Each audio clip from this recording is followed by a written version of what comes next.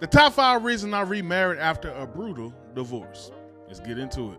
Number 5, I have a calling on my life to speak up for those who can't speak up for themselves. One of those areas that I speak on is the Black family. And I believe it's ideal for one to be a representation of the things that they try to lead others in. And since I believe the most effective ways for Black to heal from the trauma that we have from America and heal from a lot of the issues that we currently have in America, I believe that it's through the nuclear family. So hey, I gotta represent that myself.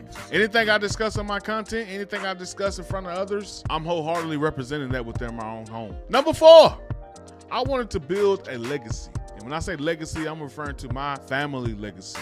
I want to stand on the shoulders of my ancestors, my family that came before me. Whatever they did great, I want to take it to higher heights. There may be some things that they limited themselves on. I wanted to go beyond that and see a limitless life. I wanted to contribute something to society that my children's children could benefit from. And that leads me to number 3. I wanted children, but I wanted children in wedlock.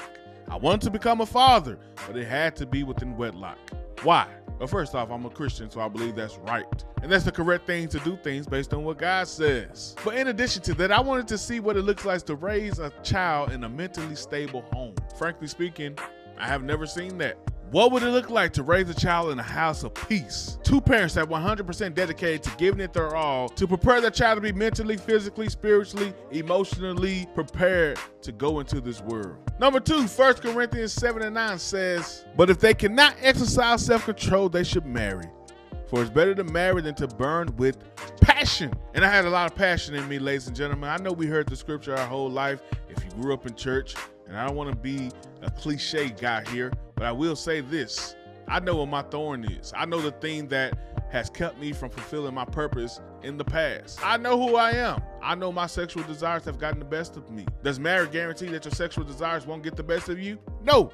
You must show discipline as well. However, one of the things I love the most about the Lord is whenever we have desires, if we align those desires with Him, oftentimes He will show us an option. And the great option for my sexual desires is to be married. He provided us with marriage for multiple facets and multiple reasons, but one of those reasons is to have sex. Yes, beautiful sex, enjoyable sex. The marriage bed is undefiled. Enjoy it. And number 1, I actually found the right one, guys. And I know, it sounds corny. Is there a such thing as the right one? But let me say this. Marriage was not my issue in my first marriage. It was who I was married to and who she was married to. We just didn't fit together. I landed on a woman that completely complements me.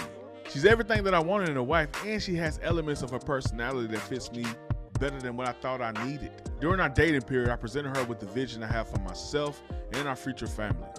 And not only did she latch on to that vision, she began to do things to implement and to help that vision come to fruition instantly. Her beauty, her love, her patience, her overall care for me and others around her are absolutely endless. She's a crown jewel. And I know that may sound hard to hear. It may sound like something that's impossible to have here in the modern era. I get that. But let me remind the fellas here that to find her is supposed to be difficult. It's supposed to be hard. Proverbs 31:10 says, an excellent wife who can find. She's far more precious than jewels. It's going to be difficult. It's going to be hard. But look at me. I found her, and so can you. And that's for you ladies as well. You can find him, and Ashley can help with that. I would love to walk through this process with you. If you want to know the steps that I took, hit me in the email for a free consult. We can discuss your path to finding your spouse.